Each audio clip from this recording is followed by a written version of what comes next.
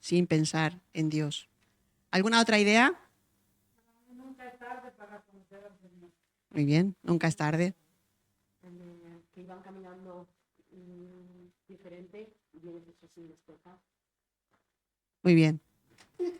Es muy significativa esa escena, ¿eh? Que va el mundo, van cabizbajo, como dice la canción, van caminando tristes, pero viene Jesús, les toca y cambian de dirección, y cambian de vida. Todas las imágenes tienen mucho significado. Y la primera también, ven y deleítate en el Señor, ¿no? Una invitación. Hoy hemos querido preparar un culto especial para los papis, para honrar a los papás. Entonces, todo este trabajo también ha sido para eso.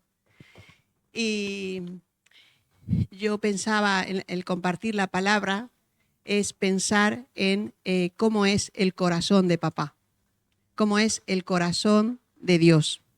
Creo que es lo más, lo que a mí se me ha ocurrido como muy acertado para este día, en poder meditar en cómo es el corazón de Dios. Y para eso hay un pasaje que es muy conocido, quizás alguno dirá, uy, otra vez, en el Evangelio según San Lucas, en el capítulo 15, a partir del versículo 11, porque habla de un papá. Habla de un papá, es una parábola que el Señor está enseñando, donde está mostrando el corazón del Padre.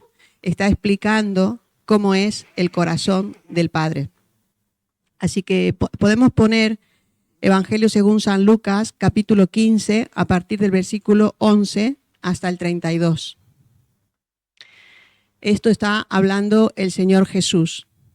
Dice, también dijo, un hombre tenía 2 hijos, y el menor de ellos dijo a su padre, Padre, dame la parte de los bienes que me corresponde, y les repartió los bienes. No muchos días después, juntándolo todo el hijo menor, se fue lejos a una provincia apartada, y allí desperdició sus bienes viviendo perdidamente. Y cuando todo lo hubo malgastado, vino un gran hambre en aquella provincia y comenzó a faltarle. Y fue y se arrimó a uno de los ciudadanos de aquella tierra, el cual le envió a su hacienda para que apacentase cerdos.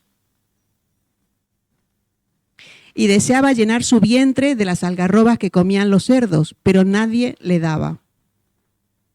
Y volviendo en sí, dijo, ¿cuántos jornaleros en casa de mi padre tienen abundancia de pan y yo aquí perezco de hambre? Me levantaré e iré a mi padre y le diré, Padre, he pecado contra el cielo y contra ti. Ya no soy digno de ser llamado tu hijo, hazme como a uno de tus jornaleros. Y levantándose, vino a su padre, y cuando aún estaba lejos, lo vio su padre y fue movido a misericordia, y corrió y se echó sobre su cuello y le besó. Y el hijo le dijo, Padre, he pecado contra el cielo y contra ti, y ya no soy digno de ser llamado tu hijo. Pero el padre dijo a sus siervos, sacad el mejor vestido y vestidle, y poned un anillo en su mano y calzado en sus pies, y traed el becerro gordo y matadlo, y comamos y hagamos fiesta, porque mi hijo muerto era y ha revivido, se había perdido y es hallado. Y comenzaron a regocijarse. Y su hijo mayor estaba en el campo, y cuando vino y llegó cerca de la casa, oyó la música y las danzas. Y llamando a uno de los criados, le preguntó qué era aquello. Él le dijo, tu hermano ha venido y tu padre ha hecho matar el becerro gordo por haberle recibido bueno y sano.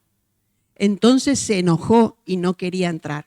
Salió por tanto su padre y le rogaba que entrase. Mas él respondiendo dijo al padre, he aquí tantos años te sirvo, no habiéndote desobedecido jamás, y nunca me has dado ni un cabrito para gozarme con mis amigos. Pero cuando vino tu hijo, que ha consumido tus bienes con rameras, has hecho matar para él el becerro gordo. Él entonces le dijo, hijo, tú siempre estás conmigo, y todas mis cosas son tuyas. Mas era necesario hacer fiesta y regocijarnos, porque tu hermano era muerto y ha revivido. Se había perdido y es hallado. Amén. Muy bien, ¿cuál es el contexto?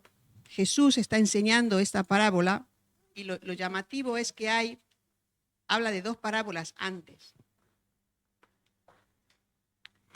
Dice, cuando comienza el capítulo, dice, se acercaban a Jesús todos los publicanos y pecadores para oírle. Todos los publicanos y pecadores para oírle. Y los fariseos y los escribas murmuraban diciendo, a los pecadores recibe y con ellos come. Dice, entonces le refirió esta parábola y empieza a hablar de la parábola de la oveja perdida, después continúa con la parábola de la moneda perdida y termina con la parábola del hijo perdido. Pero el primer versículo nos aproxima a quienes están escuchando a Jesús. Están los pecadores, es decir, el pueblo que no conocía a Jesús y venían atraídos por el mensaje o por la persona del Señor. Estaban los publicanos, que eran aquellos que habían traicionado a la nación y que cobraban los impuestos para Roma, porque estaban sujetos al imperio romano, y había algunos que se habían vendido a Roma, cobraban los impuestos, les robaban a su propia nación, que esos eran los pecadores. Ese era lo peorcito de la sociedad. Y después estaban los que se consideraban mejores, que eran los fariseos y los escribas, que eran los conocedores de la ley, eran los maestros, eran los que enseñaban. O sea, ese era el auditorio que tenía Jesús en ese momento, cuando empieza a hablar de esta parábola. Empezamos a ver cuál es el corazón que tiene el hijo menor. El hijo menor era todo un ejemplo. El hijo menor, imagínense, este hombre, por todo el desarrollo de la parábola, se ve que era un hombre rico, era un hombre que tenía posesiones. Y el hijo menor estaba disfrutando de todo eso. No era suyo porque era de su papá, pero él disfrutaba de todo eso. Pero seguramente estaría mirando por la ventana hacia afuera porque pensaba que ahí fuera se vivía muy bien y que ahí era aburrido estar. En la casa de papá era aburrido, pero ahí fuera había fiesta, allá afuera había música, y había desenfreno, y había mujeres, y había de todo, pero ahí en casa de papá no. Entonces pensaba que esto era aburrido y que ahí fuera sería divertido. Entonces tiene una idea y dice, yo voy a pedir la parte de la herencia que me toca y me voy. Claro, el tema es que la herencia se cobra, se recibe cuando han muerto los padres. Entonces cuando se recibe la herencia. Pero no, él se adelanta. Y más en aquellos tiempos era así. Cuando morían los padres es cuando se recibía la herencia. Pero él, como no tenía medios, porque él no trabajaba, o trabajaba si trabajaba en la hacienda de su padre, o hacía lo que quería, no, él no tenía dinero, entonces él quería vivir la vida. Entonces dice, una buena forma es que yo cobro mi herencia ahora y me voy. Y su padre dice que les reparte los bienes. Esto a mí me llama mucho la atención. Y estaba pensando en ello porque dice, el hijo dice, padre, dame la parte de los bienes que me corresponde, punto y coma. Y les repartió los bienes, lo dice en plural ahí, les repartió los bienes. O sea, no es que al otro le dejó sin bienes y a este le dio su parte, dice que les repartió, seguramente se dejaría escrito que era para cada cual, ¿no? El tema es que este se va y vive perdidamente, se gasta todo el dinero en todo lo que puede, porque claro, él se sentía poderoso, millonario, ¿no? Lo que pasa a veces cuando nos sentimos con un poquito de dinero, decimos, yo puedo de esto, puedo de esto, puedo aquí, puedo allá. Y bueno, se lo gasta todo lejos de casa de papá, lejos de la casa de papá. Entonces, cuando llega el momento, él se da con que no tiene nada. Y los amigos, tantos amigos que tenía, cuando había fiesta y todo, eso suele pasar, ¿eh? Yo recuerdo que en Argentina mi padre tenía un amigo que ganó 2 veces la lotería en su vida. Ganó 2 veces la lotería y vivía desenfrenadamente. Vivía de hotel, de lujo, de todo. Ya mi padre ya no lo veía porque, claro, vivía en otro en otro nivel. Y ganó la lotería por segunda vez. No tanto dinero como la primera vez, sino por segunda vez. Pero terminó en la ruina, terminó en la miseria porque no supo administrar el dinero, porque gastaba. Me recuerda mucho cuando leo esta historia. La verdad es que a este hijo le importaba muy poco el padre. ¿No les parece? No le importaba al padre, le importaban los bienes que tenía del padre. Si le causaba dolor al padre por irse, no le importaba. No solo por irse, porque al fin y al cabo se tenía que ir, ¿no? Sino por el partirle la vida al padre, porque las cosas eran del padre. Entonces le parte la vida por la mitad, dame la herencia que esa me toca a mí. Y no le importaba el padre. Toma la herencia y se va. Ahora, ¿cómo es el corazón del padre? Aunque estaría desgarrado por el desamor del hijo, le da la herencia, reparte la herencia y se la da. Entonces llega el momento en que se siente solo, perdido, ni siquiera podía comer los algarrobos que comían los cerdos, lo que le tiraban los cerdos, ahí podía picar un poquito. Y entonces dice la palabra que vuelve en sí, estaba como obnubilado por el dinero, estaba perdido. Y vuelve en sí y piensa y dice, pero si los empleados de mi padre tienen un jornal y viven mejor que yo aquí en medio de los cerdos, ¿qué hago yo aquí? Y entonces empieza a ensayar una frase y dice, iré a mi padre y le diré, Padre, he pecado contra el cielo y contra ti, ya no soy digno de ser llamado tu hijo, hazme como uno de tus jornaleros. Es muy fuerte la frase, ¿eh? Dice, Padre, he pecado contra el cielo y contra ti. Ya no soy digno de ser llamado tu hijo. Él se da cuenta que ha perdido, él ha renunciado a la posición de hijo, porque se ha ido a vivir lejos del Padre, se ha ido a vivir fuera de la cobertura del Padre, además de haber dañado al Padre. Dice, he pecado contra el cielo y contra ti, ya no soy digno de ser llamado tu hijo, hazme como uno de tus jornaleros. Yo no te pido, papá, que me recibas como un hijo, solamente te pido que me des un trabajito y yo pueda vivir con un mínimo de dignidad. Eso es lo que significa la frase.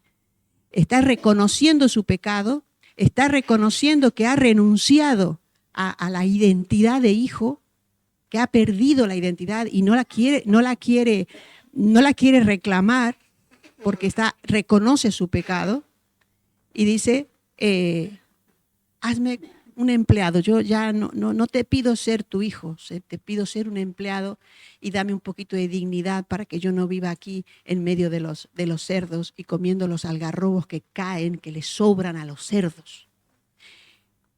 Punto, un paréntesis. Cerdo, animal inmundo para los judíos, para los que estaban escuchando. O sea, no es que está ahí mirando los cajones de la basura, ¿no?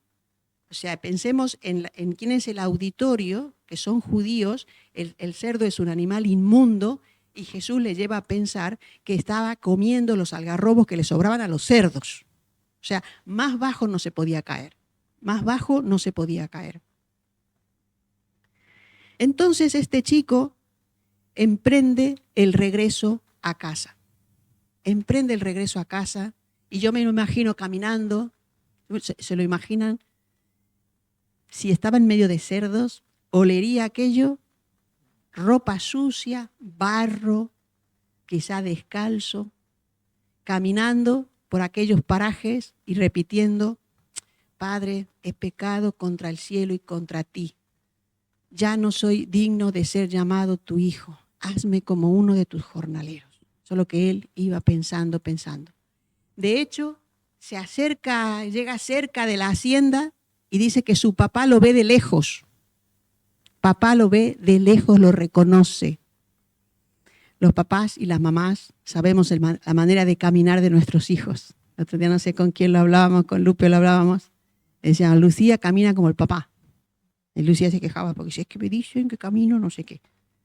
Y yo le decía, yo veo caminar a Rocío y yo veo caminar a Juan. Rocío camina como Juan.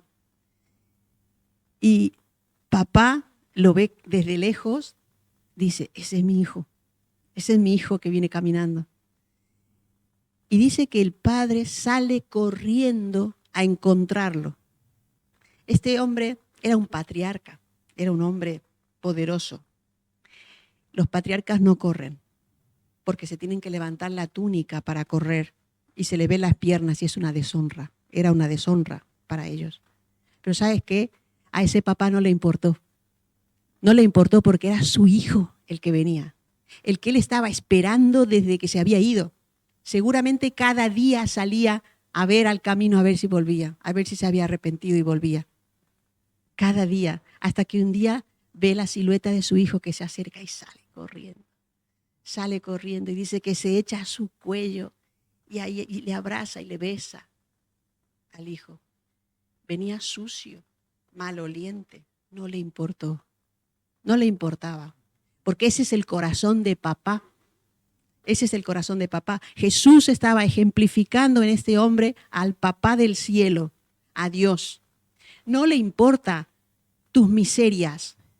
A Jesús, a Dios, no le importan tus miserias, no le importa que estés maloliente, que tu pecado te haya ensuciado, que tu pecado que estés lleno de harapos, que tu ropa huela mal, no le importa.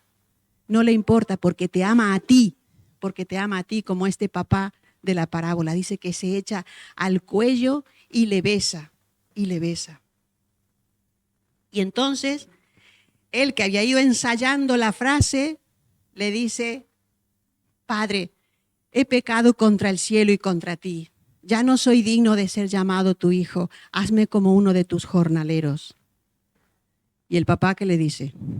Ah, muy bien, por fin, has entrado en razón, Mira que pedirme la herencia. Ah, si ya sabía yo que te ibas a arrepentir. Ah, ¿cómo vienes, ¿De dónde has estado? Mira la mugre que traes.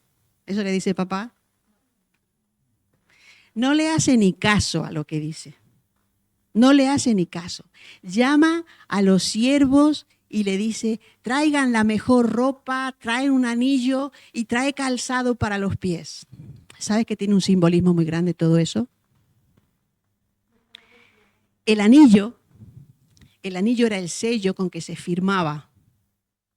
¿Se acuerdan? Cuando se firmaba, ¿se acuerdan cuando hay decretos reales? Dice, se sella, el rey lo sella con su anillo real. El anillo era un sello que tenía la autoridad de la familia, pero que pasaba a los hijos. Era una autoridad legal. Era la autoridad legal. Entonces, ¿qué es lo que está haciendo el padre? Le está dando el anillo y le está devolviendo la autoridad legal. Pertenece a mi familia, es mi hijo. Le está devolviendo la identidad. Le está devolviendo la identidad. Le está devolviendo los derechos de heredero. Por eso es que no es cualquier cosa lo que dice. La mejor ropa, un anillo. La ropa significa dignidad. Le está devolviendo la dignidad. Esto es lo que hace Jesús cuando nosotros vamos a su encuentro. Nos devuelve la dignidad, nos cubre con sus ropajes. Esto es lo que será llamada vestidura de justicia. La vestidura de justicia.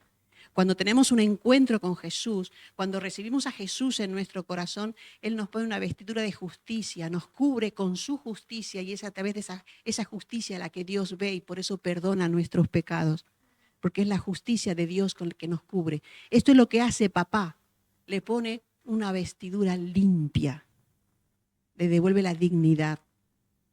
Y las sandalias, ¿sabe qué significa las sandalias? Los esclavos iban descalzos. Los esclavos iban descalzos. El hijo de papá no iba a ir descalzo, porque no iba a ser esclavo. Es un hijo, es un hijo. Le está dando la libertad. Él viene como esclavo, porque viene descalzo. Viene esclavo del pecado. Ha malgastado el dinero, ha estado con rameras, como dice su hermano. Ha perdido el dinero en borracheras, en fiestas, en orgías, en todo pecado que se pudiera cometer en esa época. Y viene descalzo porque viene esclavo de todo eso. Pero papá le da un calzado. Ya no será más esclavo. Cuando llegamos a Jesús, Jesús rompe nuestras cadenas y nos da libertad.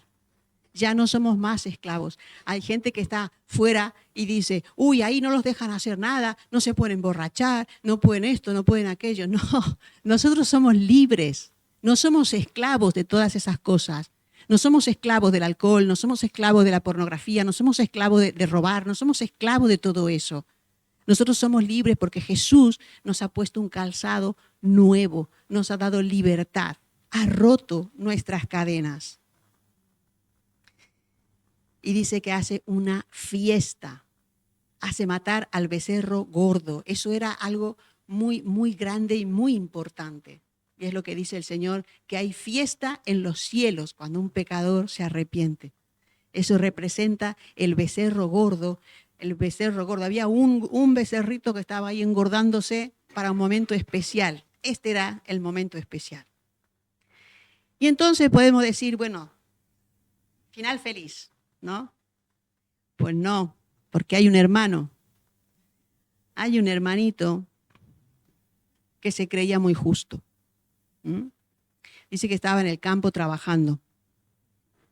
Él era obediente. Él dice, era obediente. Nunca te desobedecí, le dice al padre. Él era obediente, estaba trabajando en el campo y oye música, fiesta. Dice, ¿esto qué es? Le pregunta a uno, ¿y esto qué es? ¿Qué ha pasado? Dice, no, que tu hermano ha vuelto y tu padre ha hecho matar al becerro gordo y hay fiesta y hay celebración. ¿Y qué dice él? ¡Qué bien! Mi hermano ha vuelto, voy a darle un abrazo. ¡Wow! ¡Qué bien! Estoy contento.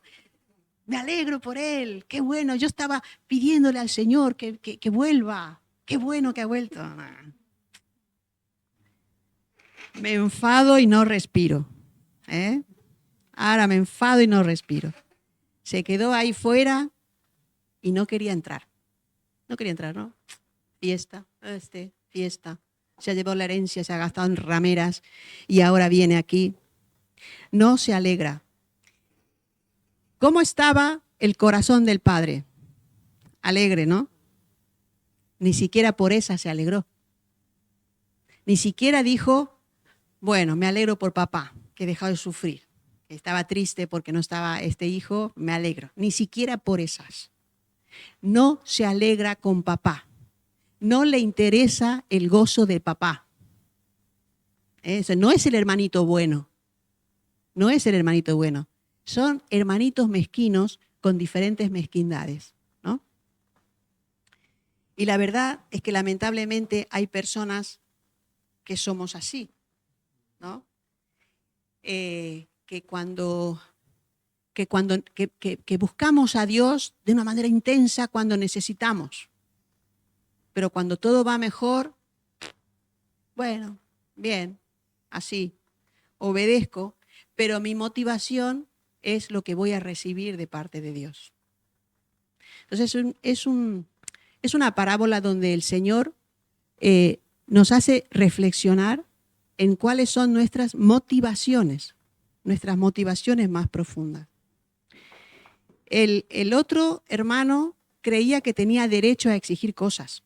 De hecho, las exigió. Dame la parte de la herencia que me corresponde, que yo me voy a vivir la vida.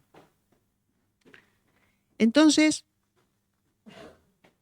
los dos estaban desenfocados. Estaban viviendo en la casa del padre, pero no estaban junto al corazón de papá. Cada uno estaba mirando sus propios intereses, su propia vida. Cada uno estaba mirando lo propio. Y realmente el Evangelio se trata de recibir a Jesús, de identificarnos con Él y de vivir la vida por Él. Por Él, en Él y para Él, como dice la carta del apóstol Pablo. En Él, por Él y para Él. El Evangelio es una relación de amor con Dios. No es una relación de Dios ordena y yo obedezco. Y ya está, de normas, de reglas. Esto hay que cumplirlo así y yo lo tengo que hacer así, porque eso se llama religiosidad. Eso no es gracia. La gracia es esto. Es el papá que rompe todas las reglas establecidas en ese tiempo y corre a abrazar a su hijo que estaba perdido. Y el papá que también va a su otro hijo y le dice, va, entra. Y él estaba enfadado y no quería entrar. El papá que se ocupa de los dos hijos, de los dos hijos. El final es abierto, ¿no? ¿Qué pasó? Pues no sabemos. ¿Qué pasó con este hijo? No sabemos. Sabemos de uno que era un pecador y que se arrepintió y que volvió a la casa de papá y papá le restauró. Y sabemos de otro que estaba en la casa de papá, pero lejos del corazón de papá. No sabemos qué pasó. ¿Por qué Jesús dejaría la historia ahí? Fíjense cómo el mirar a los dos hijos ensambla con el inicio del pasaje. ¿Quiénes estaban escuchando? Estaban los pecadores, aquellos que estaban despilfarrando su vida en cosas que no tenían provecho, y estaban los que conocían la palabra, los fariseos, los publicanos, los maestros, pero que le estaban juzgando. Estaban juzgando porque no habían entendido la gracia de Dios. Y yo quiero preguntarte hoy, sin que nadie conteste ni levante la mano, ¿con cuál te identificas? Porque la verdad es que los dos hijos estaban lejos de papá. El pequeño volvió, pero los dos habían estado lejos de papá. Puede que nunca hayas escuchado que Jesús murió por ti.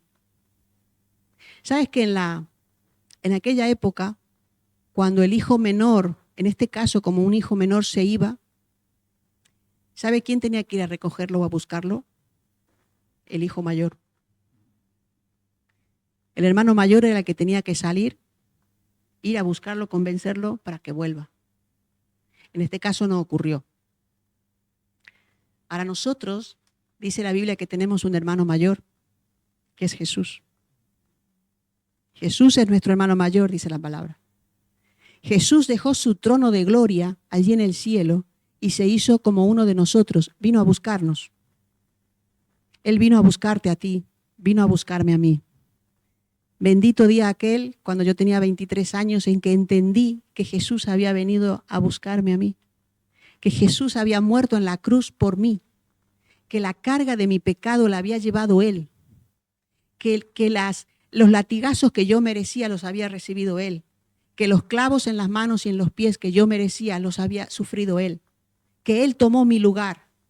Entendí que Él tomó mi lugar y no pude más ante esa expresión de tanto amor de alguien que se entrega por mí, que muere en mi lugar, que rendirme a sus pies y decirle, yo te pido que vengas a mi corazón.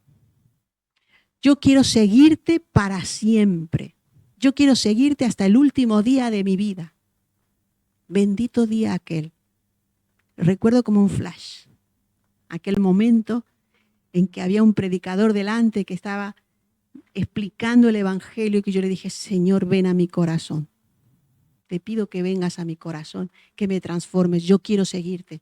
Yo quiero ser discípula tuya. Y esa es la invitación de hoy. Esa es la invitación de hoy. Hoy no hay mejor celebración del Padre que conocer o ver el corazón de papá. El corazón de un Dios que te llama porque te ama, que te busca porque te ama. Te ama tanto que ha dado a su Hijo a morir en la cruz por ti. Y si tú quieres aceptarle, lo puedes hacer hoy.